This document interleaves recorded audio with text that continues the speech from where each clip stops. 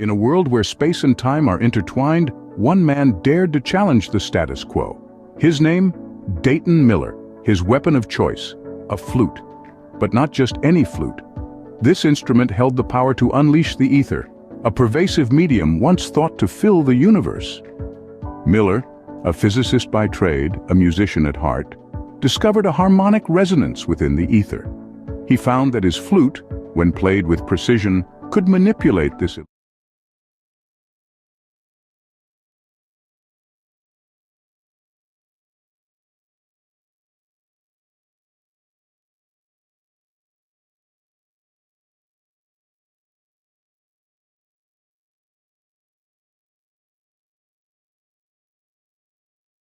Nice. Thanks, Alan. Welcome, everyone. We only got a couple people here, so if you have questions or contributions, throw them out. We're going to be looking at the eclipse cycle, right? So the big long eclipse cycle, the basic building block of the lunar cycle, the overall great cycle, I guess we can call it, the super long 651-year cycle. But we're going to start with the path of the sun and the moon and the concept of time, because we're going to be using the eclipse chronometer, actually. Make sure my stream is up. There we go. We're going to be using the eclipse chronometer, which is using the cycle of the eclipse to date the world and date our civilization. We're going to be looking at the complicated Saros cycle from NASA. We're going to break it down into its simplest form. We're going to not separate it into lunar and solar cycles so that we can see the actual cycle in the sky.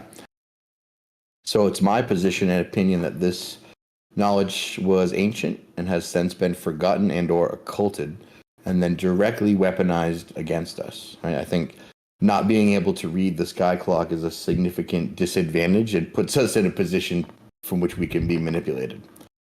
I think it's pivotal that we understand the cyclical nature of the sky, right? But before we can understand the macro, we got to understand the micro. And the lunar cycle would be the smallest part of the macro cycle of the larger collection of cycles in the sky. So that's where we're going to start. We would know that, by their appearance in the heavens, the celestial objects sort of mark periods of time for all to know. And as the sky functions as this clock, but most of us have forgotten how to read it. Here pictured, we have a Germanic calendar, I think. Yeah, Germanic calendar complete with the seasons, the months, the lunar cycles, and literally everything. This is how it should be, right? A wheel of time with all cohesive elements sort of splayed out. Around the side, you have the months named. Inside, we have the constellation. You can tell it's got the Great Dipper, which is there comparing to their seasons over here. The lunar cycle is going around and matching. It's exactly when this is going to match. You don't see the intercalary days or the days they need to offset to match the solar and the lunar. This all kind of works cohesively together. But we're going to start with the path of the sun and the moon, right? Typically, this two dynamic system of the sun and the moon causes every important system on the earth, essentially. It's responsible for heat, the seasons. It's responsible for the tides. It's responsible for all the electromagnetism. It's everything, right? So here's the path of the moon, typically portrayed, and you can see the sinusoidal sort of pattern as it moves in between the tropics. Now, the moon goes a little bit past the tropics, so it doesn't exactly follow the path of the tropics, but it more or less does what the sun does in a year in a month. Of course, the sun makes the same path. And again, this is the path that they'll show you most typically. It's the sinusoidal pattern on a Mercator or an equirectangular or a millimeter equal area or a cylindrical equal area projection. All of these projection types of the square sort of 1-inch grid lines. This is the maps that they'll show it to you on. And this is the path that most of us are accustomed to seeing on timeanddate.com, etc. But as most of us know, this is the identical path, just projected on the AE projection and to give you a semblance of the sun's and the moon's path over the flat earth. No, or over the flattened out graticule, right? Because this is not what this represents. This represents the graticule still, not the flat earth. But this is what the sun's pattern looks like when you can see all the continents. It migrates from within each tropic, right? And the moon goes a little bit past and a little bit out. If you were to look at the same path on the globe orthographic projection, it looks like this. Right, you still got it splayed out between the tropics, and it still makes its path in between the tropics. So again, all of this data has been the same. None of it has been different. We started with the perfect predictable pattern of the sun and the moon, and we haven't changed it this whole time. Each one of these is showing the same exact path. And it's these paths that we're going to be looking at, and we're going to be looking at when and where they intersect in a 3D model to produce the conditions for eclipses.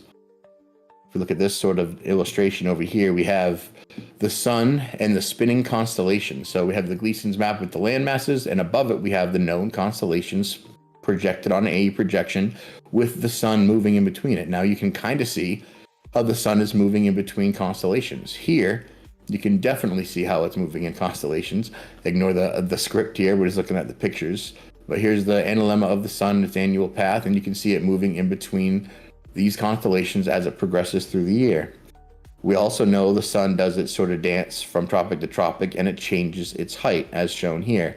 Changes its height, and it goes lower out to the Tropic of Capricorn than it does from the Tropic of Cancer. And we know over here is a good depiction of how that would be seen to each observer in your local azimuthal grid. And as it goes from higher to lower, it makes these celestial arcs, arc and antarc, depending on your latitude. I think we all know that.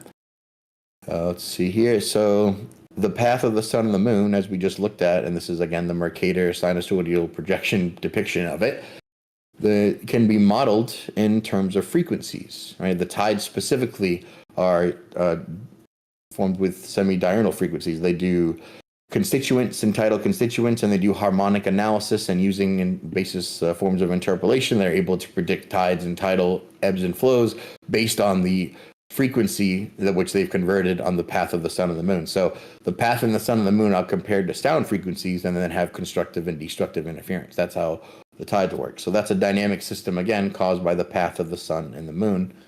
If we were to look at it, say the equation of time, since we're going to be using it as a chronometer, and we're going to be looking at the art of chronology, and we're going to try and date our civilization based on the cycles in the sky, we should understand the equation of time over here.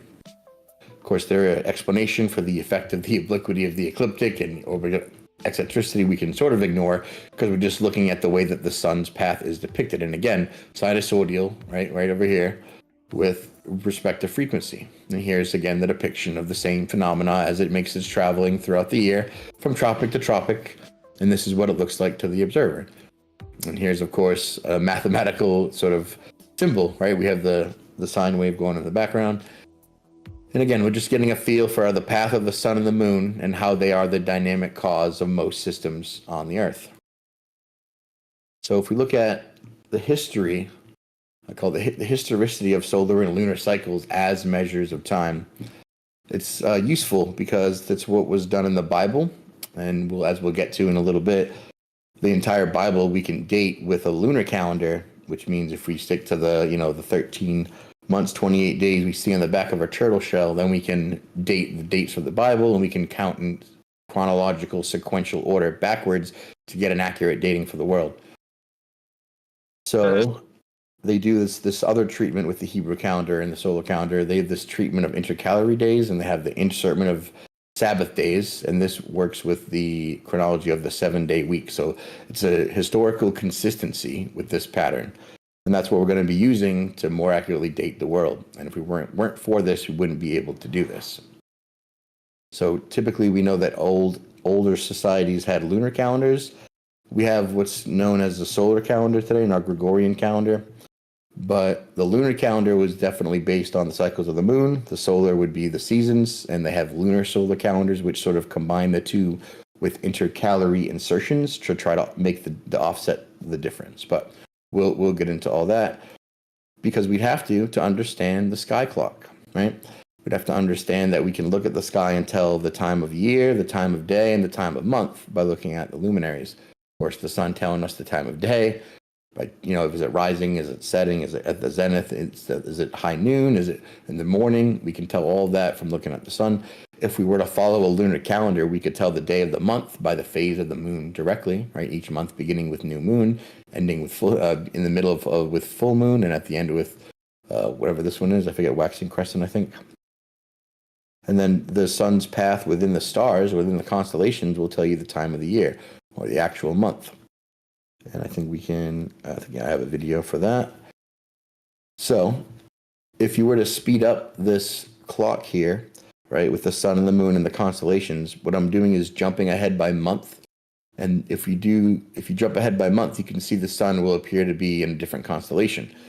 And this is what I mean by using the constellations to track the seasons, because the path of the sun, where the sun appears in the zodiac for anyone, can tell you the specific time of year. Now that's going to vary with what type of calendar you're using, whether you're using a solar, lunar, or lunisolar calendar. But chronologically, you can get which month it is by knowing where the sun is in which zodiac. Most of astrology, in fact, is based on this, right? You get the sun sign, things like that. So everyone is aware that this is a chronological sort of a timepiece that you can track by knowing where the sun is in each constellation. The other part is, of course, the moon.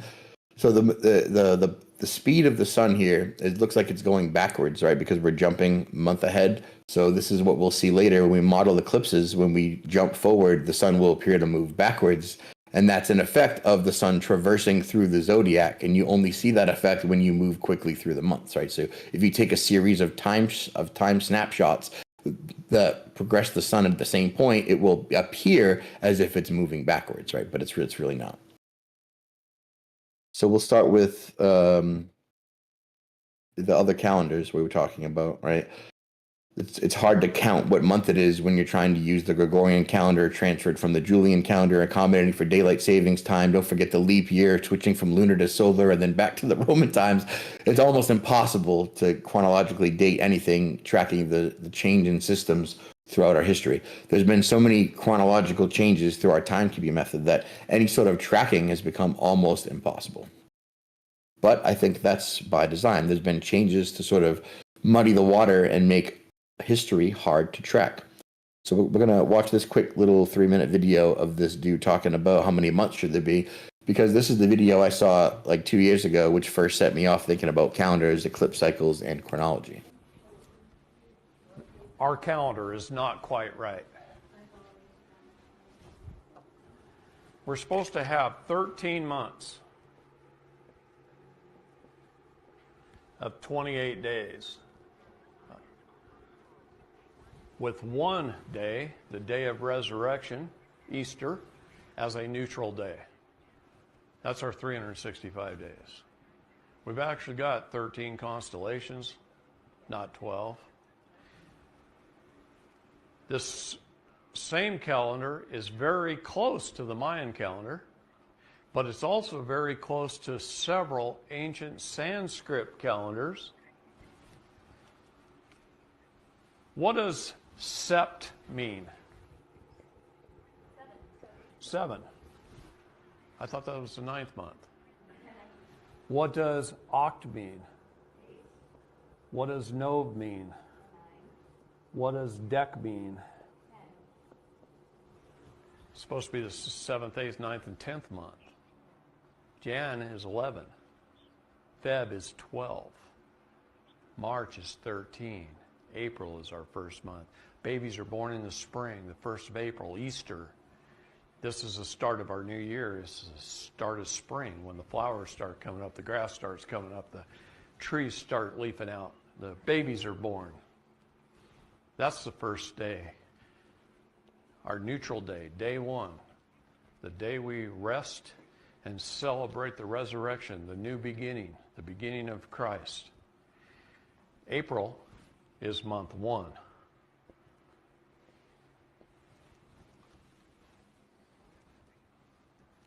And then we lost a month in there. Where is it? What's it called? Right. So that's the first time I saw anyone talk about how our calendar wasn't right, and the first time I started thinking about it. And what he's talking about is a 13-month calendar, specifically divided into 28 days. There's already an implementation of it called the abysmal calendar, and sure that links with this, but it doesn't actually follow the lunar cycle, right? The lunar cycle for the month is 29.5 days. So it's not synced with the lunar cycle at all. It is specific in timekeeping, and it has its advantages, right? But it does have a drift to it that would make it not useful to track lunar cycles at all. So when you're trying to use the sky clock, that's not really what we want. there are other implementations of a 13-month calendar, right? So it is a form of this, and it does rely on the 7-day week. And if you look at it, it makes more sense historically how we used to date things and how you think about it. Sorry, was that Ken? Oh, no worries.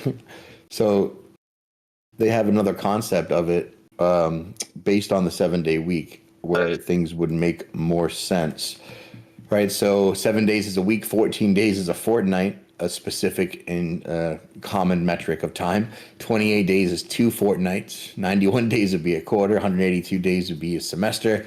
So then you have 364 days equaling exactly 52 weeks, which is 26 fortnights or 13 months divided into 4 quarters equaling 2 semesters. So there's some nice symmetry there. So it does have its advantages. However, if you're trying to track the time, the day of the month based on the moon phases, you would need something that coincides with the phases of the moon. As we were talking about earlier, you have the famous turtle shell with, every turtle has 13 months and 28 days around the outer shell. And it is true that the native, the old ancient civilizations used lunar calendars, right? They used calendars that would be, this is what this is, but 13 moon cycles and 27 to 29 days. A true lunar calendar would be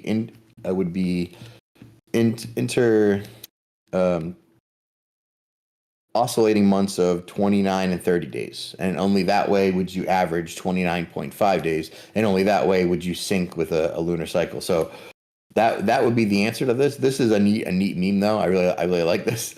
The turtle clock is going to be useful later because it's the only way we can count the number of eclipse cycles to use as a chronometer to coincide with dates to match the astronomical lines of time. So another disadvantage of the 13-month year here, like we said, it does divide evenly into 28 equal days, and it has one holiday, and it works with units of time. It keeps everything synonymous with the week, and it heavily relies on the 7-day week, which has never been broken. The problem, though, with that calendar and with our calendar is the drift. Right? Here's a nice image of the Gregorian calendar that we use today. Number of days over here, 30, between 28 and 30, to get 29, 30, 31. All the months have different days, and you can see that the problem is the phases of the moon drift. They're not always at the same time of the month. They're at different times, and in fact, they drift forward one day each month all the way through. So it is no middle of the month is always the full moon. New moon isn't always at the beginning. In fact, with this calendar, you would invert the position by the end of the year. So if the first of the month was a full moon, by the end it would be a new moon, right? The complete opposite. If we were to talk about a lunar solar calendar, which would combine both of those two, then you'd have the intercalary days to make it match. So it resolves the mismatch between the 365 solar year and the 29.5 sort of moon phase lunar year. So again, this keeps the synchronicity with the lunar cycle because they keep 30 and 29 month days. We'll look at an example of that later, or right after this, actually. And the solar calendar, again, would be the 13 times 28 in one leap day. So that's 28-day fixed months, shorter than the synodic month, which is the moon phase. And then you have the lunar solar, which is what we're talking about. It's the Hebrew and Chinese. The lunar is Islamic. We're going to look at an Islamic calendar in just a minute, but lunar solar typically is Hebrew and Chinese. And we're going to be using the Hebrew lunar solar calendar to date it because it's going to have 20, 28, and 29.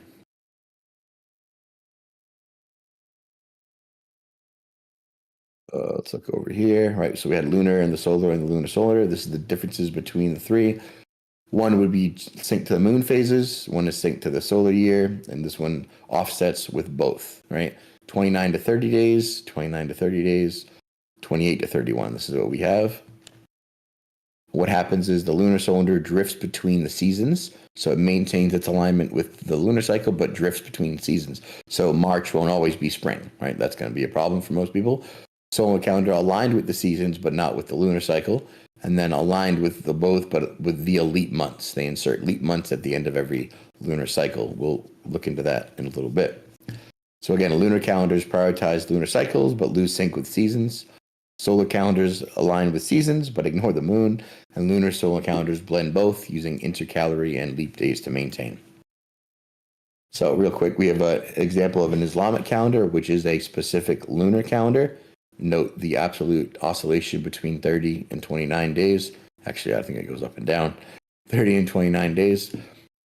And they have offsets. So they do this because it aligns with their religious cycles specifically. It's easier for them. Right, and it's hard to synchronize with other calendars, though. At any given point on Earth, there's something like 300 types of calendars in use. So any large-scale program to date things chronologically is really hard to synchronize all of the calendars in use and then to get the proper date range from any specific shared date. What we would need is something like the Metonic cycle, which is actually going to link the lunar and the solar calendar together. So what it is the 19-year period that aligns the lunar phases with the solar year and enabling lunar solar calendars to maintain the seasonal and lunar synchronization. So this is the exact answer to the problem that we were just having, right? We just ran a little Hegelian dialectic on you, presented a problem, and then gave you my prefab solution. Metonic cycle is going to be how they solve the intercalary and leap years and synchronize the lunar and the solar calendar.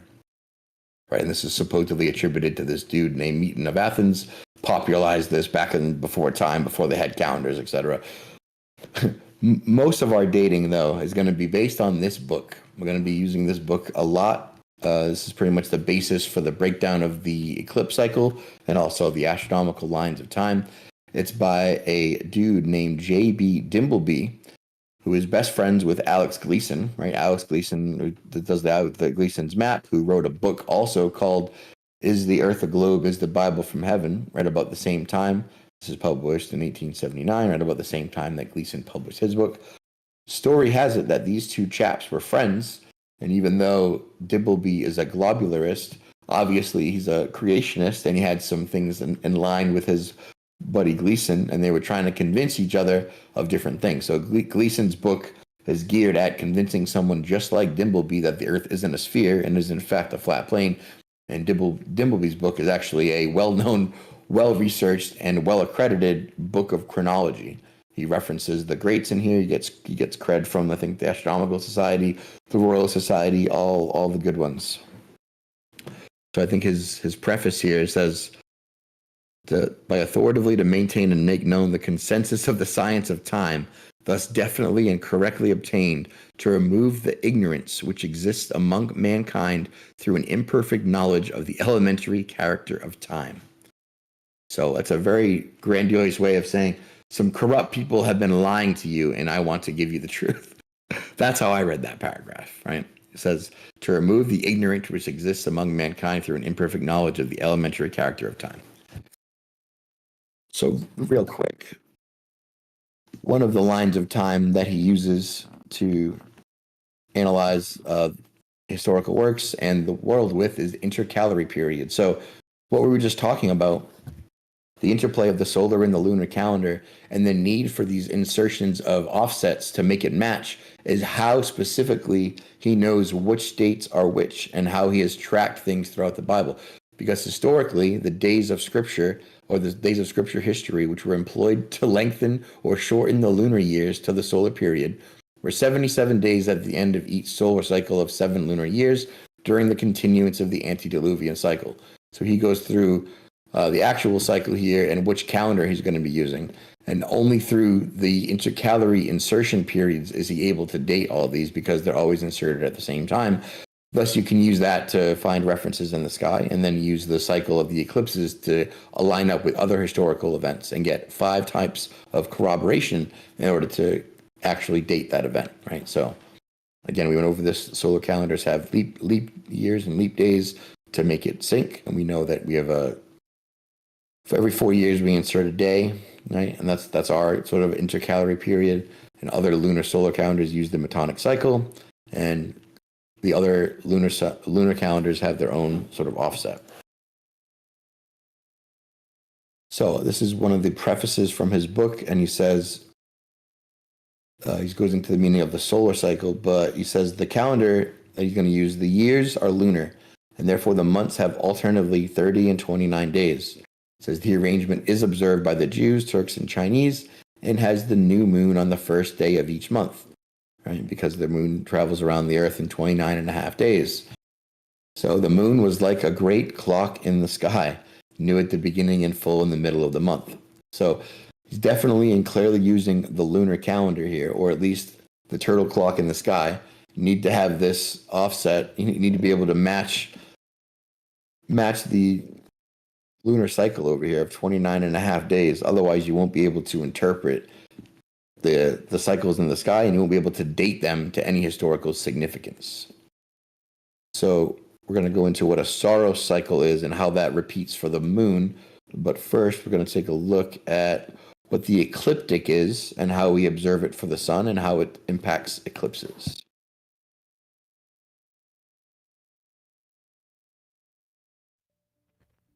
So when we talk about You got sound, right? ecliptic, we're talking about the tilt at which the sun appears to each observer, right?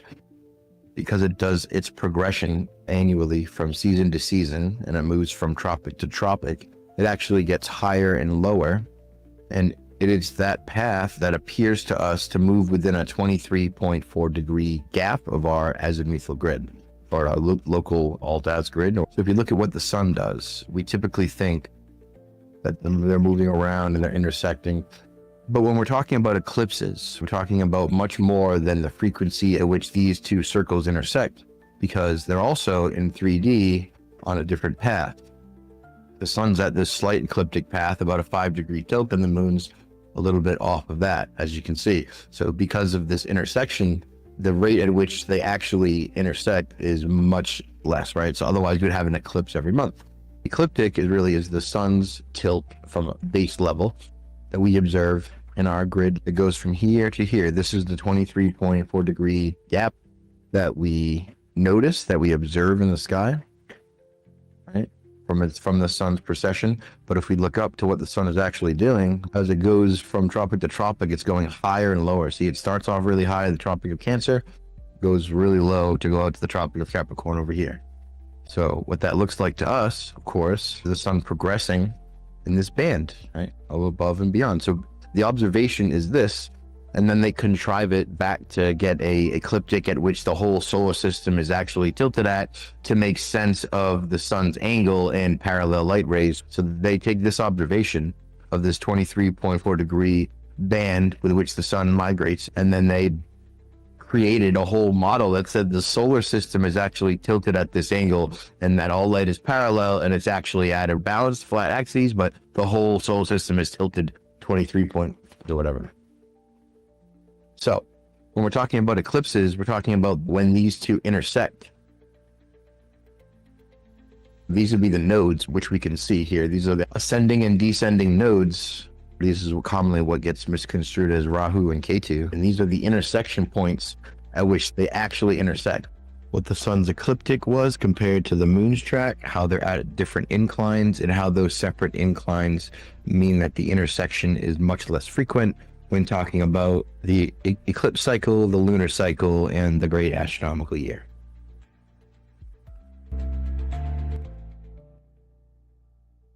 Right, so the incline, the difference with which the sun orbital plane intersects the moon's orbital plane, the height difference is what creates the timing difference of the intersection, which is why you don't have an eclipse every month. So these four things are actually the solstice and the equinox nodes, but there's also the lunar nodes, which is going to be right over here. This is going to be the rising and the ascending nodes, and this is the knot. Right, and these are actually the 2 points at which the sun and the moon's path intersect, at which eclipses occur. If the sun and the moon intersect at the ascending node, there's a lunar eclipse. If there's at the descending node, it's a solar eclipse, which is the craziest part. And we're going to go through that animation over here, right? So the great intersection knots move slowly in the opposite direction of the sun and the moon. And again, we have the optically backwards traveling sun that we described earlier.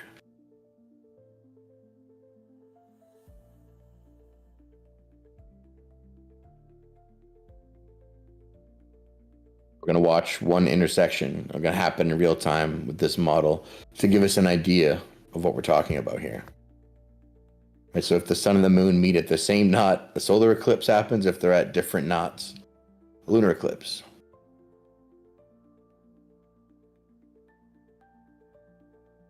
Right, so if the sun and the moon are at the same spot, solar eclipse.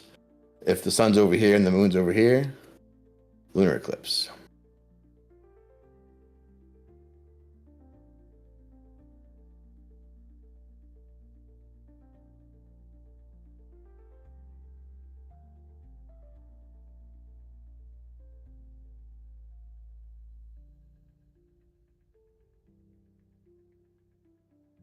All right, boom, and apparent occultation. There it is.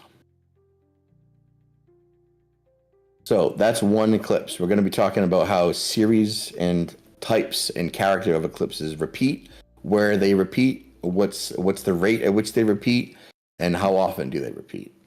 Let's see here. Did I lose my present mode? I did. Present. And it's back. Cool. So we're going to try and demystify the Saros cycle, because a lot of people talk about it and they don't actually know what it means or how it's used, or more accurately, how NASA has abused this to obfuscate and confuse the masses, which is what my position is. So they're calling it a Saros cycle would be a team of repeating sister eclipses that repeat the phases of the moon exactly after 235 synodic months. So a series of eclipses that are separated by one Saros is called the Saros series, and they go every 18 years or so, and that's why they're so far apart, and that's why they span hundreds of years, because the dual nature and spread of time between eclipses. So this is sort of sinister on NASA's part. What NASA does is split all eclipses, and they call it the canon of eclipses, into lunar and then solar. And a Saros cycle will be a whole series of lunar eclipses. So that lunar eclipse, and then 18 years, that lunar eclipse again, and then 18 years, that lunar eclipse. That's what a Saros cycle is. That's not the cycle that we're going to use. We're going to use, like, say, between now and 40 years from now, how many eclipses will occur. And they'll be between 2 and 3 each year. And we're going to go through sequentially and chronologically that cycle and how that cycle repeats. This cycle is useless and just it's the craziest way to do it. To separate lunar and solar, first of all, is the most insidious part of this, because there's no way you'll understand how the cycle works together interconnectively unless you keep them together. If you separate them, you'll have no idea how the cycle works. So the exact period of this Saros is 6,585 days, which is about 18 years. We'll get into this in a little bit. But what happens is there's 3 periodicities of the moon that have to align for an eclipse to occur. So there's 3 periods. The first one we talked about a lot, the synodic month, also commonly called the lunar phase, is this 29.53 days. This is from new moon to new moon. So what this is the phases of the moon, the apparent luminosity of the moon as it goes from super bright to completely invisible, then back to super bright again, right? That's what this periodicity describes. And again, 29.5 days. The anomelastic month is perigee to perigee, which just means as part of its elliptical orbit, the one furthest point to the furthest point, right? 27.5 days. Draconic month is the node to node. So when the time it passes from that intersection point where it meets the sun till it comes all the way back around and it comes back to that point where it meets the sun again. So the sun doesn't have to be there, but the moon's progression from that point all the way around to that point again is this draconic month, which is 27.2 days. Notice that they're all a little bit different, but they're all very close, and they all align every 18 years to create an eclipse. So an eclipse will happen when all three of these things align again. And essentially, it's defined as this, right? So 223 synodic months, 241 draconic months, which is, again, moon's orbital nodes, 239 anomelastic months, which is the elliptical orbit perigee to perigee. And so eclipses separated by this amount of time, 18 years, 11 days, 8 hours, is called, so they share identical geometry. So they occur at the same lunar node, the same distance from Earth. However, the position, because of the westward shifting sidereal rotation, and because of this 8-hour difference right here, the position at which this duplicate eclipse will occur will be shifted by 127 degrees longitude each cycle. So it moves about 1/3 around the Earth because of the 8-hour difference in the time that it last occurred. So the cyclical nature of it means it comes right back around, but because it's not an exact amount of days, it has a third day offset that puts it in a different position. And this is going to be super important for how we're going to understand the main cycle. I think I had a video. There we go. So the path of the celestial bodies is important because the varying speeds at which they travel is the catalyst for almost every pattern we recognize here on Earth. The dynamic dance of the sun and the moon and the interharmonics there are responsible for nearly everything that we have on Earth, seasons, tides, you name it. All of this is essentially just a product of the harmonic dance between the sun and the moon. The smallest building block of the greater celestial cycle in the sky is the lunar cycle. So to dissect that first, so there are 3 other types of cycles, also known as lunar periodicities. And these 3 cycles and the harmonics between them determine when, where, and how solar and lunar eclipses occur. The Saros actually arises from a natural harmony between 3 of these periodicities. So the synodic month, the animalastic month, and the draconic month. So let's define them. First, the synodic month, the time between 2 successive new moons corresponding to the moon's orbital period relative to the sun. What that means in reality is the luminosity of the moon, which is directly correlative to the sun's position, right? Because the further the sun gets away from the moon, the brighter its luminosity becomes. The closer the moon gets to the sun, the lesser its illumination becomes, right? So the synodic month is the timing of this periodicity. Its mean length is something like 29.53 days. The animalastic month is the interval between 2 successive passages of the moon through perigee, right? Remember, in an elliptical orbit has perigee and apogee, perigee being the closest, apogee being the furthest point in its cycle. The animalastic month then is the interval between 2 successive passages of the moon through its closest point. And then its mean length is 27.55 days. Then you have the draconic month, which is the period between 2 consecutive passages of the moon through the same orbital node. So remember we talked about Rahu and Ketu and the lunar nodes. Well, this periodicity describes the time it takes for the moon to go from one node and then all the way back through the same node again and again. The mean average is 27.21 days. Notice they're all close, but all a little bit different, and they do line up ultimately.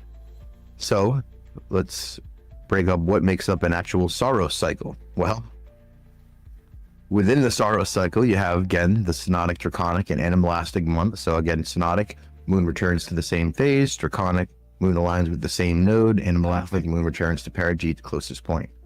After one Saros cycle, or lunar cycle, to 18.03 years, these 3 inner periodicities realign almost perfectly, creating similar eclipse conditions.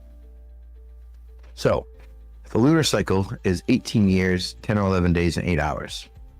Now, why? Why is it that long? Well, it's 6,585.32 days, or 223 synodic months, or 242 draconic months, 239 animalastic months.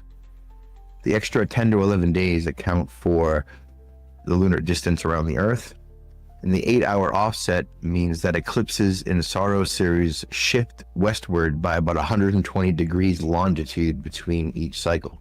Now, longitude, of course, having to do with time, because the hour angle transformation to convert longitude to right ascension just means 4 minutes per degree, meaning that it's just the time component of the celestial system, which equates to the longitude, which is the angular separation on the graticule. So it is this 8-hour offset actually that determines the shift. If it was not for this 8 hours, the eclipse would occur exactly where it did before, and we'd have an ever repeating cycle. Because of this shift, it means it occurs at a slightly different place each time, and that is what sets off the cycle. And that means that it's happening in a different spot in the zodiac each time, and its track around the cycle will create the greater celestial cycle that we're talking about. Right, so it depends on whether the first eclipse of the series occurs east of a rising or a falling node, and which of the 2 nodes that the moon is crossing when it's on the ecliptic. And that determines the direction in which it shifts by 120 degrees, right? So it takes about 18 years for the teams of eclipses that make up this cycle to make a 360 around our realm. That is its cycle, right?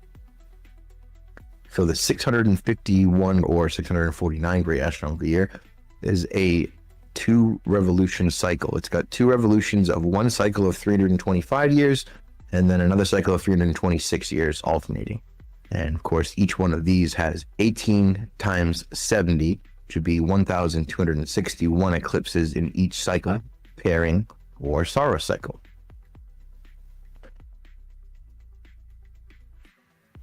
After one Saros, the moon will have completed roughly a whole number amount of synodic, draconic, and animalistic periods, and the sun-moon geometry will be nearly identical. That means the moon will be in the same phase at the same node, and it'll be from the same distance at the same spot, almost. So the same eclipse happens every 18 years for a total of 36 times in 651 years. Right. So again, the difference between what we're going to be looking at with the Saros is the Saros happens every 18 years, 11 months and 8 hours, right? Because if you look at this one, this is an eclipse that gets mirrored over here, that gets mirrored over here. This is the same eclipse as this eclipse, but it's happening a third of the way around the world, right? This is in 2117. This is in 2135. This is in 2153. So this is what they're talking about. And this is how they number Saros series. And that's how Saros series go for hundreds and thousands of years, and how it gets super confusing because each one of these will be the same lunar eclipse over and over, and then it will run out and run out and run out in perpetuity. And then they'll do the same thing with a total annular solar or a total solar, and then that will repeat and repeat and repeat and ad infinitum. And that's like the most disjointed, disharmonic way to characterize the cycles in the sky that I can think of, right? It's ridiculous. So again, with the main point of that though is that there's an offset 120 degrees depending on where the intersection occurs, and that's what determines this bigger cycle that we're going to look at.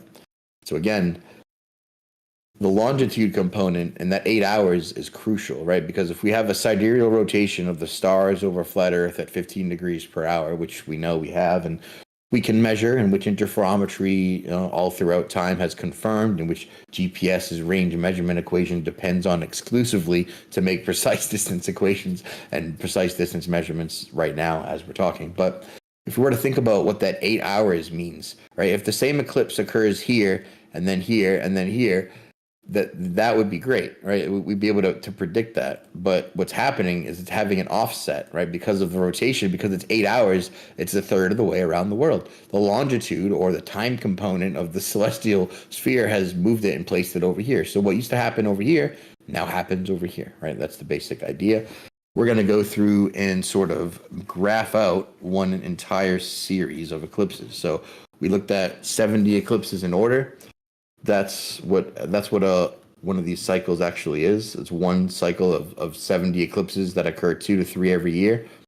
But we're going to graph them out real quick so we can get a visual grasp on how the sidereal rotation can space them out, right? So here's a cut and paste team of eclipse cycles. So you have your first two, right? The first two that occur. Again, these would be eclipses occurring in the same year in chronological order as we go forward, right? So the first two, you get a couple more, and then of course the stars are still moving, and we got a couple more, and of course we got this whole rotation, and then we have a couple more, and eventually they're rotating around the Earth like this. So the stars are moving right around, and our team of eclipses at the intersection points is now moving backwards, processing backwards through the chronological time that we were looking at before, something like this, right? So as the stars rotate around the Earth, the intersection points of these marked 70 intersections processes around the zodiac, right? And because each one of these gets a drift, they occur 36 times before it drifts off. So if we were to plot it out real quick in one little animation, we could do one whole series, right? This is the analemma from every position within the tropics. We're going to plan out a whole series, right? So we got first two, the next two, 3 that year, moving right along. This team, that intersection point, this grouping happens, and this grouping, right? 9, 10, 11, 12, this grouping, another 13,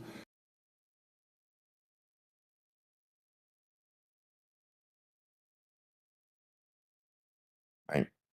So 18, it just keeps repeating and repeating and repeating. So that's how we're going to be looking at the chronology of it later.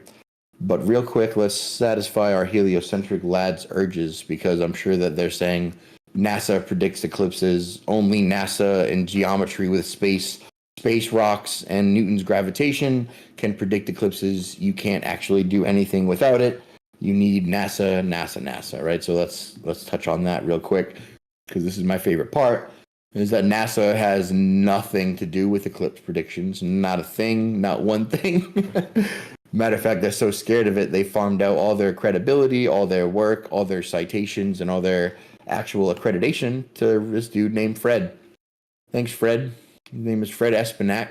Right? He works for NASA, just like someone who's on sabbatical works for the dean at college, right? This dude got paid once, did some lectures, and now he does his own thing, but he's cited on every NASA site as the man who produces all the eclipses, right? He is the only one with the knowledge. He has the magic that can predict eclipses, and he's done it all what he's really done is produced a whole bunch of maps for all of the what's known as the canon of eclipses. He has his book called the 5 Millennium Canon, but it's based on older canons which have existed from the French from all sorts of antiquity, and we'll go through how funny that is. But if we look at real quick his blurb, right, his Espenak, he co-authored 5 Millennium Canon of Solar Eclipses and 5 Millennium Canon of Lunar Eclipses. Again, solar and lunar split up.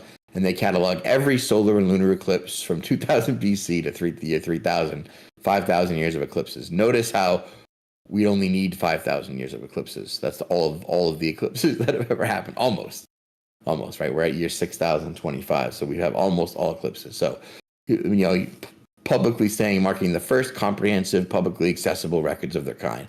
Prior to this, no single source provided such extensive, mathematically precise eclipse data. Now, there were there were books, right? There's something called the Canon of Eclipses from 1887. There's a compilation of 13,000 solar and lunar eclipses. So wait a second. This existed in 1887, well before NASA, well before Fred.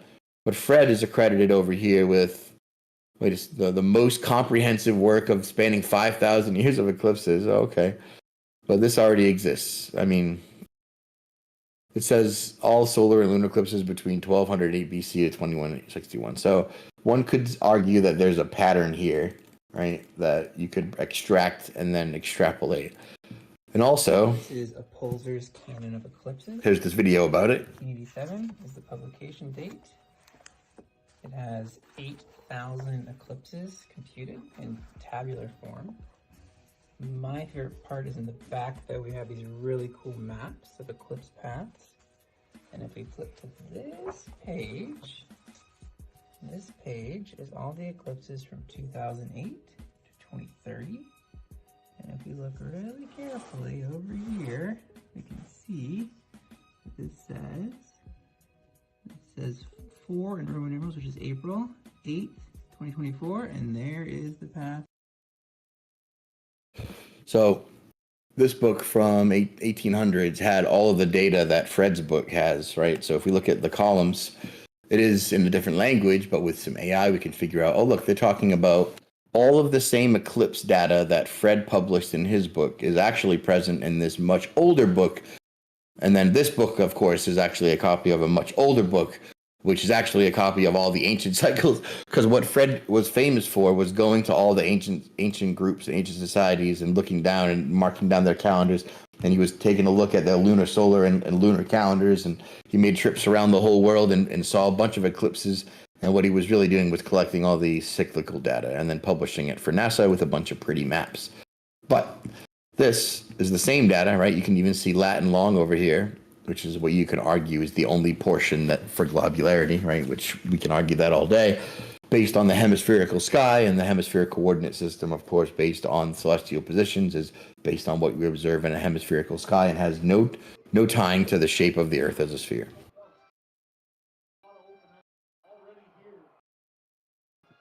Steve, what's up, Steve?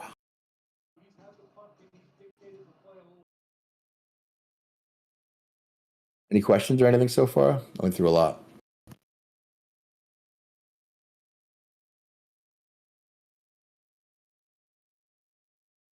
All right, moving right along then. This is the canon that we were talking about from 1800s, and it has in this column we have the centrality of the eclipse, which is what you need to do predictions, right? It's got subcolumns at sunrise, at noon, and at sunset. So it's got sun, azimuth, and elevation angles, and then it's got longitude, latitude, and degrees. So literally, if we look at what Fred has, it's remarkably similar. So here's the 5 millennium canon of solar eclipses and the 5 millennium canon of lunar eclipses. Oh, I put the solar twice. Got to fix that. It's supposed to be lunar and solar. He's got the one book of each, but the data is the same no matter what. It's exactly the same, and it's in the same order as over here. And if we want to break it down, it's on my spreadsheet over here. What you would need for predict eclipses is pretty much everything you have here, right? Sequential identifier. You don't even need the canon plate. You do need the calendar date, but that's how we spent so much time on calendars, trying to figure out how to make sense of that calendar date. The time of the greatest eclipse, which is in terrestrial dynamic time, we'll go over the delta T and what that means. The technical eclipse parameters. So this is the difference in terrestrial time. You have the lunar number, the Saros number, the type, which is definitely important, whether it's a total, annular, or partial. And then you have a qualifier, which is something like for the eclipse geometry. So the magnitude is probably the bigger one, the fraction of the sun's diameter covered by the moon, and that gets represented in an integer format. So the only information that you need really is displayed not only in all of Fred's information over here, but also in this old book over here. So all the same data from way before Fred and way before NASA has already been published in books and works of art. So we talked a little bit about delta T. What delta T is this big problem for eclipse predictions, and it's going to be the basis of our attack into chronology, right? This time problem, the constant rate of time of the sun and the moon, which isn't constant, it turns out. They call it terrestrial dynamic time. So it's a scale based on the oscillation rate of cesium atoms, right? Which we know is how atomic clock runs. That runs at a constant rate. So it's a difference between this form of timekeeping and then universal time, which is sidereal rotation time, which apparently gradually slowing down and has irregular fluctuations, especially when calculated over great periods of time. So Fred Espenak is famous for saying, hey, he has made his changes for predictions, including this change in delta T, meaning that he reduced it from an uncertainty to a certainty with gradations of 203 seconds, right? It's such a huge difference that the change in the sidereal time between 2,000 years is off 203 seconds. And that's what he's trying to correct with his eclipse predictions. So we'll go into delta T later a lot. We're going to use it when Fomenko uses it to notice a discrepancy in the timeline. But for right now, it's only the difference between these two, right? It's just the difference between terrestrial dynamic time and terrestrial time, or universal times, or the time that a clock keeps and the time of the stars. That's the difference. And because the time of the stars is not constant, it causes problems. Interesting stuff, because you'd think it'd be constant. But over the longer amount of time that passes, the more variety and irregularity there is. So back to our book For All Past Time from our boy Dimbleby. Now, we already mapped out 36 eclipses in a section. That was our movie with our video over there, which 18 years ends up being 648 years. So we're going to go through how our boy Dimbleby is going to reference the canon of eclipses, the lunar cycle, the old Egyptian and Babylonian and Hebrew lunar calendar, and we're going to date the world. He's going to use, he said he published his eclipse cycle of 651 years to work with both solar and lunar eclipses. So, I mean, it'd be weird if you just had solar and lunar eclipses separate. I don't know how you'd make any predictions or do anything that way, but his form uses both, right? And again, this is the depiction of how they would intersect and repeat. And he says, all past years by eclipses, by the recent great advancement of the science of astronomy, now we have obtained 6 astronomical lines of time based upon natural and scientific years by which all past years are known and consecutively identified. So he's saying he has 5 corroborative ways to date the world. Yeah, way more reliable than carbon dating dinosaur bones, giant steps of evolution with giant, minute changes of micro adaptations over billions of years to create the Big Bang and abiogenesis and life from nothing all at once. Or then we have this 6 lines of time that align concisely to give us a precise dating of our world. So he uses that, and he says the use of natural years and the use of intercalary periods, which we went over before, is how he's going to use this to repeat after his 649-year cycle. So he has a cycle which varies between 649 and 651 years. Like I said, it oscillates in between. And his basic argument is a team of 70 eclipses in lines and numbers occurring every 18 years. And the consecutive teams show their repetition. And we're going to go through that extensively. But the basic premise here, right, and he is a glober, so he's using the globular diagram of eclipses. But he goes through how he's going to use this as the date of creation, right? He's going to trace it back to 0. He's going to trace all of the cycles basing he's going to use the 5 astronomical lines of time to trace the time back to 0, so that we have a year 0, the date of creation, right? And he's going to say that's the first solar eclipse. And from there, you can start the first of the cycle, and then from which you can spin out all the rest of the cycles that have ever repeated. And here's a page 122 from his book. So he's got the small cycle of 18 years, the bigger cycle of 649 years, which is 36 of these cycles. And then he's also got this big maximum cycle for 5,841 years, 18 revolutions of the smaller cycle over here. But what he's really done is he's just made the date at which he wrote the book the last cycle, and said that all years would repeat like that. This is the main building block, and this is the one that oscillates with the 8-hour rotation. So 18 years, 10 days, and 8 hours. Don't forget the 8 hours when number 1 again occurs. So this is the chronometer with which he gets this. And he uses this gauge, which again, to prove all past time, using central eclipses, that uses intercalary days inserted into the Bible based on the Hebrew calendar. He uses transits of Venus, and then the solar calendar, the lunar cycle, and the eclipse cycle. And those are 5 different ways to corroborate this exact gauge. And at the time that he wrote this, which is 1861, he had concluded that all of the cycles in the sky added up to 5,861 years, which is what he was talking about over here. Right? He called this one giant cycle of this. But at the time he wrote it, he'd only been one of these cycles. So according to everything in the sky, all the eclipses that you can possibly detail, then there's only been 5,861 years of eclipses by 1861. Now that would put the year, something like 6,025 would be this year, right?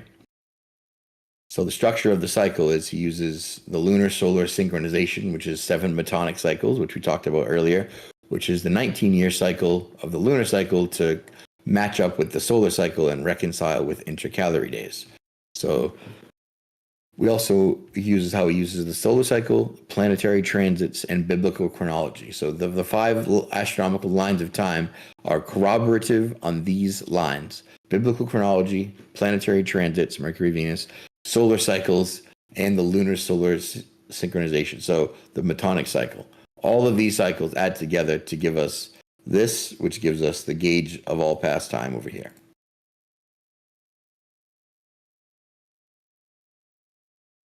So he did us a huge favor here, and he went through his cycles, and he dated 2 complete sets of these cycles to actual biblical dates, and then he pointed them out in the Gregorian calendar so that we can synchronize all other calendars to them.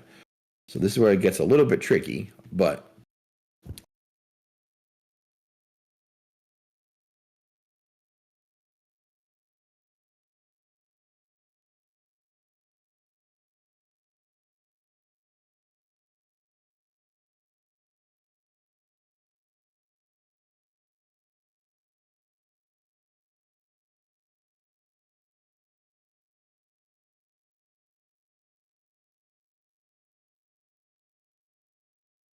oh crap, man, I was muted.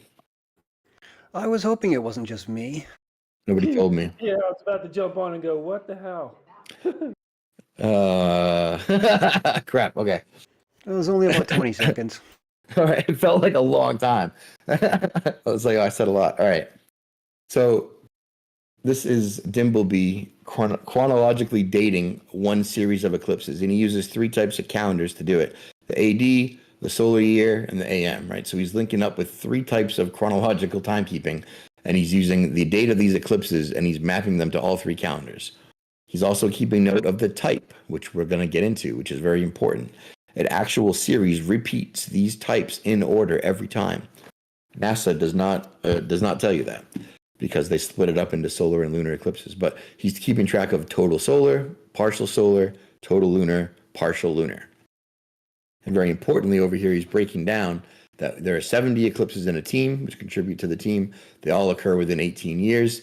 All of the years are lunar, but made solar by intercalary month. So this is literally a lunar solar calendar, which is what we started with. So we can understand that he's keeping time based on the moon, but keeping seasons based on the sun, and inserting intercalary days to keep track, and using those intercalary days coinciding with the Hebrew calendar in the Bible. So very solid work here. This is kind of how you'd have to do it.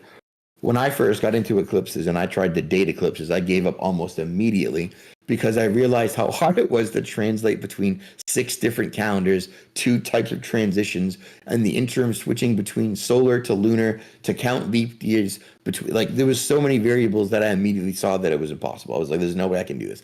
So to have someone be able to do it through all this work was huge. And from this, you can sync out all the other great eclipse cycles. So if you have one cycle chronologically dated, you can date the whole series, right? That's the whole point. And date them he did, right? So he has all of these eclipses here. We're going to go through them. Essentially, he has them dated to 1818 to, I forget the other one, but we'll go through the end of it. But he's got the first team over here, the second team over here. So this is the continuation of the first team and the second team. And again, first team is 70, second team is 70, right? So he's got them all dated and chronologically linked, so that we know sequentially when they occur, what number they are, and in what date they occur. And here's the top one blown up, right? The ancient Hebrew bird's eye view of the team of 70 eclipses occurring every 18 natural years, right? So 18, he's got all this mapped out. This was the bottom half.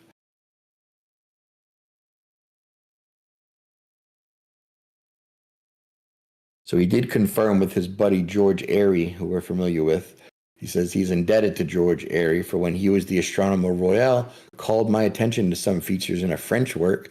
Oh, wait, isn't that what we just looked at? The art de verified less dates per eclipses. I didn't say that right at all, but it's another old canon for 1262 periods of eclipses. No way. He said, so George Airy told our boy Dimbleby, hey, there's a book of a canon of eclipses that links all the eclipse cycles that you're talking about, hooked him up with at the Greenwich Observatory, and he said he met him there for supper at the west of London, and then he met a German work called the Canon of Eclipses, which we also looked at, which again is the 18 years of 223 lunations, using the calendar kept by Babylonians and Egyptians and etc. And from these eccentric works, he said he published another eclipse cycle, the 651-year cycle. But it's to work with both the solar eclipses, right? So we went over that before, but this is him putting forth, hey, I'm aware of everything that came before me, and here's my contribution to it, clearly. To compare and contrast with Fred Espenak, who said he alone has created and dated all eclipses by himself, hail NASA. This is him just going through the distinctions between the dating standards that he's using, intercalary days, the sequential 7-day week, and the lunar year and the solar year. But I think we went over that a lot. And again, he's noting here by use of the Metonic cycle, which again is how you synchronize lunar and solar calendars with the every 19 years. It says the antediluvian solar cycle, and the two meet after 133 years, and he dates it back to a Sunday. So his whole dating chronology, of course, is using the times and genealogy of the Bible, the 7-day week over here, to link it back to the first day of creation. So he said it starts with Sunday, which then links to the rest of the eclipses, and he's got a new moon over here. Right, so the new moon starts the month as he started off earlier, and that's how we know. So we showed this diagram a bunch. So this is one team of eclipses that we looked at earlier. So number 1 through 36 we looked at graphed out, and this is one complete cycle, right? So 35 and then 36. We have 70 over here. What we don't get told, though, is that this repeats all the time. So here's the symbols. We have this first solar, or a total. This for a partial solar, this for a total lunar, this for a partial lunar.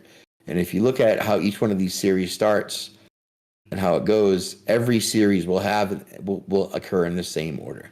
And that to me is crazy. Crazy that people don't know, crazy that it happens that way, and crazy that, it literally is that dependable. So if we look at over here, this one is number 1 and the 2 are partial solars, and then number 3 is a partial lunar, number 4 is a partial solar, number 5 is a total lunar. And if we look at the dating of these, it's the same. It's the same every time. So here we have 2 different Saros series, and again, don't get confused. These are the long drawn out series, all right? But we're going to have two together, series 9 and 10, and they're going to be identical, right? Each line for line, each number is the same. Every 17th is a partial lunar. All right? Every 21st is a total lunar. And that happens all the way through the series. And that's how you know the time and manner repeats. When we went over the repetition of the synodic and draconic and animalistic months, we said the character of eclipses will be the same. Now, don't forget, this is happening all throughout our realm. Actually, here, this is a better diagram, right? If it happens, one eclipse happens here, 18 years later, it happens over here. 18 years, it happens over here, and then over here, and then over here. And if you imagine this as a rotating zodiac of stars around the realm, right, then it would occur at the same time, but a different offset, right? So that 8-hour offset puts it a little bit off, a little bit off, a little bit off. And that's how you have a whole repeating cycle of 651 years. The 18-year, 10-month, and 11-day cycle repeats 36 times, which then repeats for a total of 70 eclipses all the way through, right? And if we were to graph them out, it would look a lot like that. But this is the same eclipse happens every 18 years for a total of 36 times in 651 years. So again, think about this as the zodiac, and this wheel would represent this character of eclipse repeating and repeating and repeating and repeating and repeating and repeating around the wheel of time, which is the wheel that we started with in the beginning. If you remember, let's see if I can get back to that, because it's such a good example of the cyclical nature of time represented with the inner and outer wheels, which so accurately imbibe the themes that we're talking about here with the intercalary offset of the solar and lunar calendars, because the Gregorian calendar sort of has them all outlined together, right? So we have the lunar phases, the seasons and the months around the outer side, the days of the month, the constellations, and you even have the progression of the sun, right? That's what the sun wheel's for. So they have it all. And they were really kind of keeping track of everything. And I think that our calendars today are not sort of woefully incompetent, right? They're not, by accident, not keeping track of the cycles. They didn't accidentally split up the lunar and solar canons into completely separate books. It was absolutely on purpose and intentionally to obfuscate, so that you won't be able to keep track of the time, so that you'll be disconnected and live in disharmony from the cycles in the sky.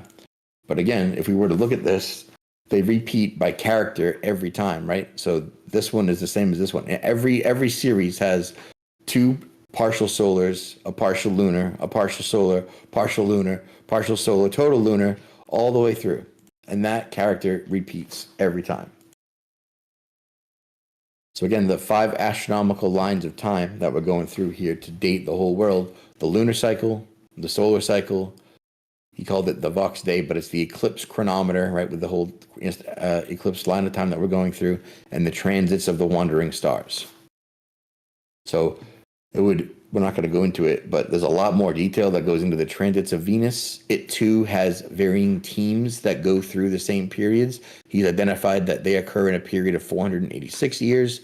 And he says that a transit happens of the same character and numer in each team, produced by the following intervals. So he's done the same thing for the outline of the transits of Venus. He has the same chronological dating with the same method, which coincides with our previous chronometer.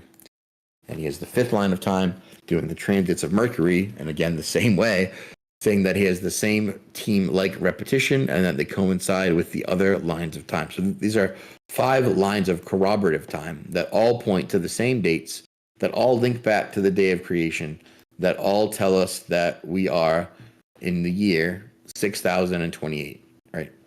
or 6029, depending if you count the first as 0 or 1. Using the eclipse chronometer, right, you can tell all the cycles that have ever been back from the first day, lining up with all of the lines of time through the historical chronological dates of the Bible, through the transits of the planets, through the solar cycle and through the lunar cycle, all coincide on this date, and they all make it so that this year, 2025, would be the 6028th year. There's also a video I found back from an old Bible that sort of says the exact same This thing. Bible from 1813 has something very interesting. Ignore the Harry Potter It is a music. facts page that contains a list of people and events in chronological order. It says, whereupon we reckon that from Adam unto Christ are 3,947 years, 6 months and 10 days. And from the birth of Christ to this present year is 1814 years. Then the whole sum and number of years, from the beginning of the world unto this present year is 5,788, 6 months, and the said odd. Right, so that sort of says the exact same thing. If that book was published 25 years ago and then reprinted in 1813, that would make it 6,000, the year 6029 exactly. So that's just using the same sort of chronology that we would use to get an outside measurement, right? So what if all the Bibles before 1850 came with a complete chronology of the world? Like, I don't know, maybe that was the thing. Maybe all the books knew what year it was, and now once they got rid of them, now they can just lie. It would be very easy to lie about how many years there have been. I know that my opinion is that they need to lie, right? Their lies need billions of years. Evolution needs a bajillion years. The birth of the planet of Earth needs 13 billion years. The coalescence of gases through galactic accretion to create planets needs 13 billion years. The lunar theory of how the moon got here needs billions of years to coalesce, to get the impact theory to recoalesce, the dinosaurs to evolve, for the comet to hit, for humans to evolve out of fish, frog, monkey, and crow. All of that needs all this time. None of that makes sense if the world is 6,000 years old. None of it makes sense. But this was the first thing that had to go for all those heliocentric lies to take shape, in my opinion. And we have our boy, The Issue with Chronology, done by Fominko, who has a series of 10 to 12 books, I think, who did some work with the chronologies of specific pasts. And he noticed a lot of discrepancies with how they were dating things. And lo and behold, he used the eclipse cycle and that delta T to do it. So here's a bunch of quotes that I think he put in his book that are just, I think, are great. History is a pack of lies about events that never happened, told by people who weren't there. Love that one. And then this one is probably my favorite, by George Orwell. Who controls the past controls the future, and who controls the present controls the past. So there's a lot of power in lying to a civilization about how old they are so that you can control their mind and tell them all sorts of lies. But Fominko's basic premise is that the dates provided in the historical record are faulty and that they don't coincide with what he called the coefficient D in the theory of lunar motion. But what it really is the time function on a large historical interval. So if you remember, we were talking about delta T and terrestrial time and the difference between that and universal time, or the time of atomic clocks and clocks and timekeeping versus sidereal rotation. There's a discrepancy in that over a long period of time it was only 203 seconds. But his notice was that there was actually a large leap and a gap. Right. So what he says is there are insertions of 1,000 years or more into the historical record, and that you can see this, and it's evident in the fluctuation of his time interval when eclipse cycles are assigned. So I'm not going to go into Fominko too much. This is already a super long presentation, and he's wrote like 13 books on this. I've read one book on it. I've read this. This is the first one, and it's super dense. It goes into many, many topics. He has many corroborative tales. He has a whole theory on the historicity of Rome and how that was actually improperly dated, which would coincide with the insertion of 1,000 years from the old Tartaria record, from the old buildings with the years scraped off to seeming like K turned into C or something. All of that would coincide as well. But we're not going to go into that too much. Just know that they describe the same period of history for different dynasties. That's one of his astronomical lines of time, is the dating of dynasties between civilizations. And he comes out with the same conclusion that, hey, there's a drop rate in the lunar acceleration parameter, and that these combination of the angular accelerations ascribed to astronomical inconsistencies beginning around AD 1000. So if you date the historical record of not just our civilization, but he goes across to every civilization, and there's always this gap beginning of 1,000 years based on the lunar periodicities and the time component, or known as delta T, in the eclipse cycles when using that to combine with dating. So again, the main point is that you can use the eclipse cycles, which are chronologically repetitive and easily identifiable, right, to anyone who can look at the sky. And then you can use that to date the world based on eclipse cycles back to the year 1, which would make it the year 6029, right? So that's pretty much it, guys. There's a whole bunch, but we got a lot of detail, a lot of maps, a lot of visuals. What do you guys think? Well, it's a pretty complete set of slides, man. Right on. I won't check your pronunciation of the French. We'll just leave that to the side. But I would check you on one other word with your month types. I don't think we're talking about animalistic, which reminds me of like a stretchy, gumpy animal. It's anomalistic. Yeah, I said it wrong like the an first anomaly. time. Yeah, It's in some of your recorded stuff too. So you might want to check that. Yeah, easier said than done. Now that I've said it wrong 100,000 times, it's going to be wrong in my head forever. Seek counsel from Alan. Yeah. Yeah. Anomalistic. Yes, that's way better. That's how it should be. Right on. But the eclipse cycle stuff is probably my favorite stuff to talk about, right? Because this, of course, spreadsheet won me a nice bet with a Glober who said we couldn't predict a shadow or whatever. And you absolutely can. No heliocentricity involved. All it requires is Besselian elements, which is just an XY sort of polynomial expression, which represents a degree up or down and left and right on the graticule, right? That's all you need to get the path of the shadow. I also thought it was funny that everyone says NASA predicts eclipses and NASA is published in Fred's book, but Fred is the only one who predicts eclipses for NASA. If you look at NASA's site, it'll still cite Fred anytime anyone mentions eclipses. No fail there. I also thought it was funny that there's an older book that existed that I found that I was posting about that literally predates Fred and NASA that has all the same information from all the same eclipses. So obviously eclipse data is cyclical and has been passed down through the ages, and only monoquits try to pretend otherwise.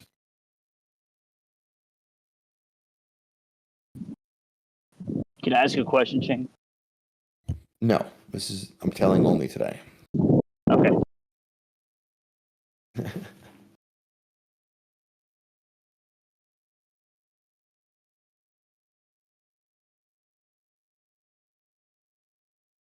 Wait, what? Not you? Oh, Wait. oh, I thought you were serious, for real. The question period. I asked for questions, and your question was, "Can I ask you a question?" No, I'm wondering how do you know it doesn't go further than 6,028 or 29 or whatever? Well, so the cycle that he outlined was 641 to 651, 649 to 651 years. But the time at which they coincide is 0. And it's not just the eclipse that coincides at 0. It's the lunar cycles coincide and start at 0. The eclipses, the transits of Mercury coincide and start at 0. And the transits of, I think it was Mars, coincide and start at 0. All 5 of those things converge to start at 0. That's how we know. So it's not just the eclipse cycle ends. It's all of the cycles of the sky end at the same time.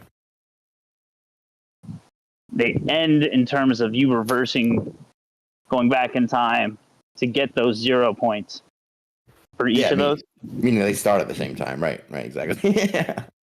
So, well, I'm just saying, how do you know it just doesn't repeat, like goes before that? Well, we don't know how long it's going to go for, but we know when 0 was. Okay, that's my question. How do you know when 0 was? Right, so this dude Dimbleby went back through all this eclipse cycles and he linked them up. There's like 600 pages of this book, which I didn't put in here, which goes through the biblical side of it. and he links all the historical dates, the feast dates, the holidays, the biblical times, the references. He also goes through the genealogy of kings, and which lines up with Fominko, which is a separate corroboration. But within his book, he used the Bible as the main historical timeline to get back to zero, to the date of creation, to line up with all the modern events after it, which fits into that 5,800 year cycle that he did. But he didn't just use eclipses. He used the solar cycle, the lunar cycle, the transits of the planets, and the biblical chronology. So all 5 of those things is what he's saying. That's how he knows it's zero. So if you had something to reference prior to the Bible, would there be a different 0 point? I'm not saying that's true. I'm just asking. Well, no, because all the stories of creation, right, all stories of the 0 point, right, all the story of creation sort of repeats throughout all the cultures, right, in different forms. True. So it would just be that, right? It's just all the timelines come back to that point. What it really points is that everything was created and set in motion, not just random haphazardly farted out by a unicorn and started into motion, right? Like it had to have been started, and this is kind of evidence to show that there was a 0 day. No, I'm with you. I'm just trying to understand how he came to that conclusion. It's awesome. Yeah, send me MOB's book if you can. Yeah, it's a really long book, and it's like the most of it is biblically focused, which is why I'm not too into it, right? But the dates with which he used to chronologically match them are sound. All of the events are sound, and they're well known and outside documented, right? And that's why I used Fominko at the end too to sort of corroborate, because he agrees with the chronology and the age of the world, and also that old Bible from like TikTok or whatever also happens to come out with the same age of the world. I find that crazy. That is interesting. I'm trying to figure out how the Hindus got their cycles. You know what I mean? The what now? What do you mean? The Hindus? Well, hi guys. Can you hear me? Hey, Liliana. Hello. Yeah, you know what? Even according to Vedic stuff, around the time that you're talking about, Shane, 6,000 years ago or whatever, there was something, possibly floods, I think, or whatever, I don't know. But I think that if nothing else, if it wasn't the actual first ever beginning of the world, it is definitely the beginning of a very distinct new cycle, which might as well be like an actual new creation, because it's possible that the entire material world in which people live was on a slightly different frequency, you know? And so it is a new creation. What we're experiencing now, this particular frequency that we're experiencing, most likely is exactly 6,000 or whatever exact, amount of years that you have told us in your presentation. I didn't catch the exact number, but I know it's 6,000 something. And it does, Peter, comport even with Vedic calendars, because they do talk about that timeline being like when something ended, like another cycle or whatever ended, and an absolutely new one begins. So this makes sense to me, because this is measuring our particular present physical world, like our luminaries and our cycles and our timelines or whatever, like this is our physical reality. So I think that this totally makes sense to me. And so both of you are correct in a sense that, Shane's saying that this is, the day it was created, the world, and then Peter wondering if it was just the start of a new cycle. So I think it is both. Anyways, that's my 2 cents. Thanks, Lily. No, I was just curious about how the 0 point was reached. So that's awesome. Yeah, send me that Dimbleby book, bro. It's a thickie. Definitely need some other people to look through it. If you remember, Pat Halliday gave a presentation on it like 3 years ago, and what set me off on it to look into it in the first place. And I stole some of her stuff for this one. But yeah, she looked into it and read it. There's also a Christian YouTube channel who goes into it as well, with as heavy with the biblical dating and a little bit into numbers and stuff. I forget to link him, but I stole some of his stuff for this presentation too. You should definitely read Dimbleby's book, though. The chronology that he goes through is in depth, and I definitely only pulled pieces. I will. Thank you. If you read the credentials on the back of the book, it's all Astronomer Royale, people just like hard praising him on how awesome it is and how ingenuity it was and all the problems he solved. I think this one says, okay, I'll read one. It's from the British Chronological Association. It says, therefore, for chronology to be reliable, it must be based on astronomical measurements controlled by cycles. Mr. Dimbleby's All Past Time is a work of this character. His two ancient lunar solar cycles, the antediluvian and ancient Hebrew, are the evidence of testimony, mathematical and astronomical, and cannot be erroneous. And as the first calculator of all eclipses and transits, which he has succeeded in classifying and enumerating, has proved to himself to be an eminent chronologist and conferred upon the world a priceless treasure. Anyway, there's a bunch of those about the book right off the back that I read, and I was like, all right, this dude was legit. He knew Airy. He was down with the Royal Society, and he was down with the all the important people or whatever. Yeah, I think that all these luminaries came into position, exactly in that timeline, the way we see them now. And that's why they're so well known, is that it's been around for 6,000 years, which is a long time. But I just wanted to say, Peter Bicycles, you always ask the best questions. So I really enjoy that. And yeah, thank you. It's a great presentation, Shanji. Thank you, Liliana. I think Appreciate that, but that's not always true. Sorry, go ahead. No, you're good.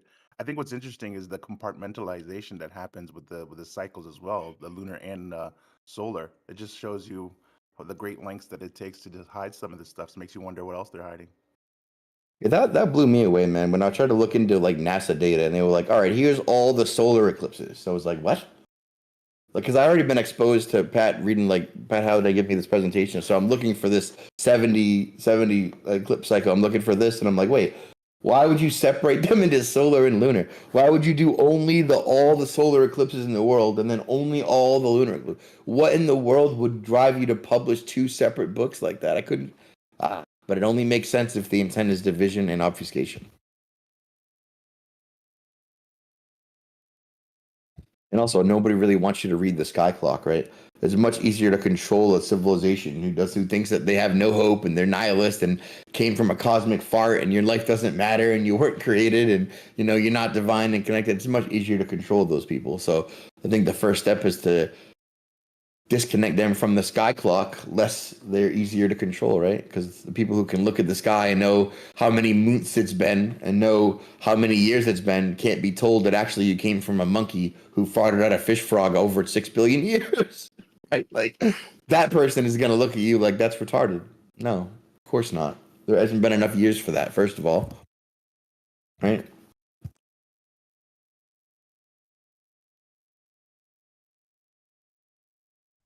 So what's the claim here, Shane, that the Earth is 6,000 something years old? Well, the Earth, I have no idea. That's a good question. The Earth could be like, I have no idea what the Earth, but a civilization as we know it, right? Recorded history as of this year, 6,025 years. Yeah. Oh, okay, right. Gotcha. You are familiar with the Antikythera mechanism, I'm sure? Yeah. Okay, cool. Yeah, that's a big part of how they did the lunar cycle with the 18 years, 10 months and 8 hours, and then that repeats 36 times, which repeats another 30, which gets to a team of 70, which repeats a 651-year cycle, of which there's been, I think, exactly 10 or whatever. But yeah, the Antikythera was the old school mechanistic way to calibrate the 18-year sort of lunar cycle, which repeats with the draconic, anomalistic, and man, now I forget the other one. So, but I nailed anomalistic. So That's pretty hard to remember. Good on you. Yeah, the Saros cycle. Yeah, part of it. Yeah. we'll see. So, all right, Saros really could be the 18-year, 11-month, and 8-hour cycle. It could be that, but the way that they called it is they call them like Saros series, and then they only do spread out between hundreds of years. So, like a Saros series for the modern era is one of the same character.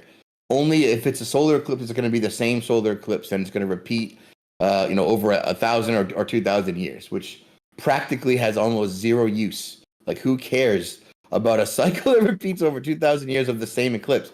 What you want is the repeating cycle over, say, 70 concurrent chronological eclipses, which do the same cycle all the time. Like they repeat in the same order. That's the other part that got me. Like it'll always be a partial solar, partial solar, partial lunar, partial solar, partial lunar, partial solar, total lunar.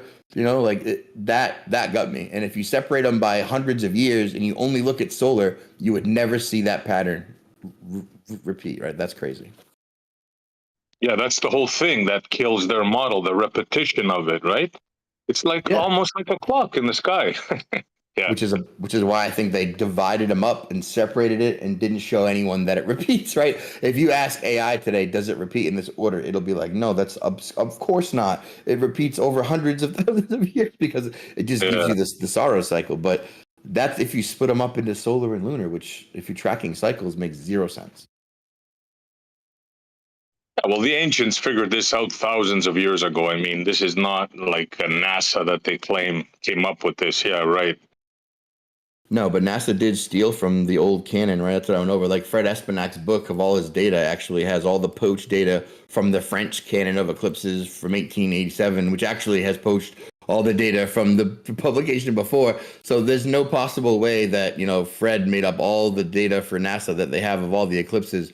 But actually, they also had it back in, this one over here in the 1800s in the back from the canon. But they also had it before NASA.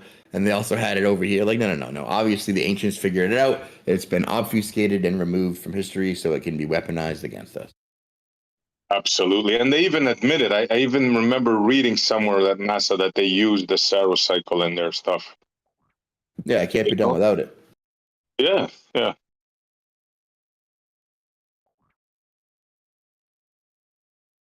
That's why I have this slide. But NASA does eclipses. But I know that NASA says that, no, nothing to do with it. They just have this guy.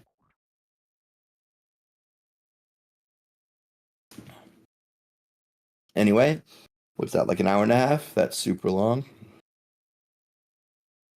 I think that's probably good. How you doing over there, Alan? Thank you, sir. All right, back over to Discord then. What do you guys think?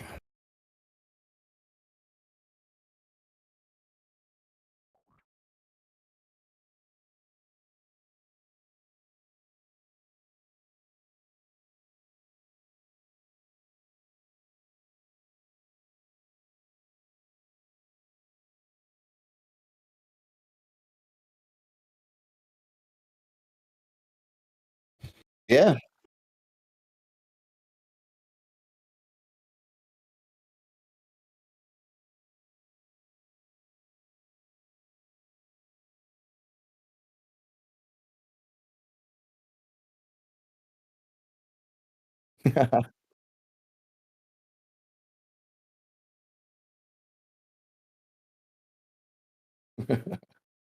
Exactly though, right? Like the cycle is immediately discernible and apparent if you know what to look for, but nobody does, and we're looking to compare it with the lunar solar discrepancies, and no one's looking up, and it's ridiculous. And the only reason to do that is if you're trying to lie and obfuscate the truth, I think. But yeah, so there's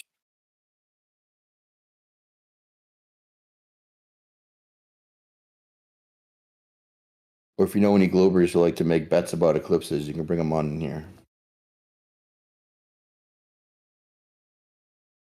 Also, here's the Canva link for all the slides for anyone who wants them.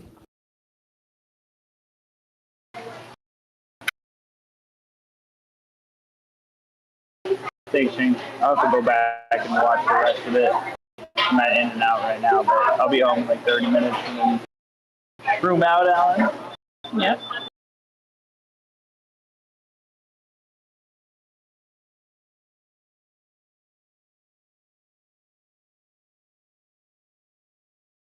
All right, we can wrap it up then, I think.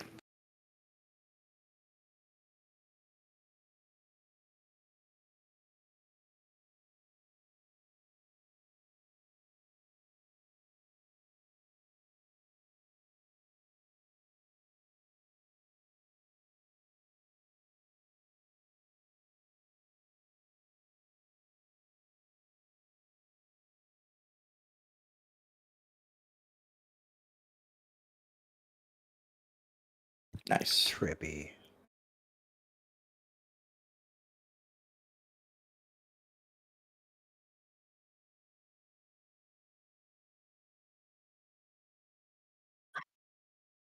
Well, yeah, I know.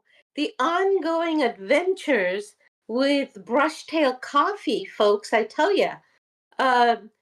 Something I may not have mentioned before, I've noticed that if I ever take Brushtail Coffee with me to go, like if I put it in a flask and take it out with me, if I'm in a hurry someday or something, or if I drink coffee and go out straight away, oh my God, I get so many marriage proposals. I mean, if you folks don't want marriage proposals, at least wait for an hour or two after you drink coffee before you go out of the house. But if you do want marriage proposals, then of course, then by all means, take the coffee with you in a flask or just drink it and go. Because I'm telling you, it's like a magnet for guys that want to marry me. You know, it's just left and right. They're all like, will you marry me? Will you marry me? Anyways, I don't think I've told you about this story before, but yep, that's one more adventure with Brushtail Coffee. Yep.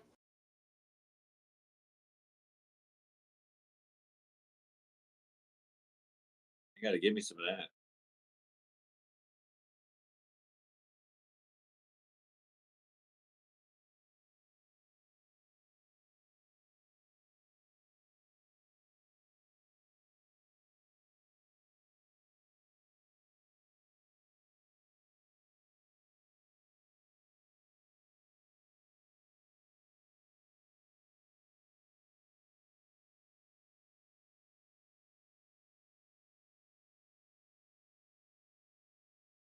Nice. At least a more refined intro, or at least a new image or whatever.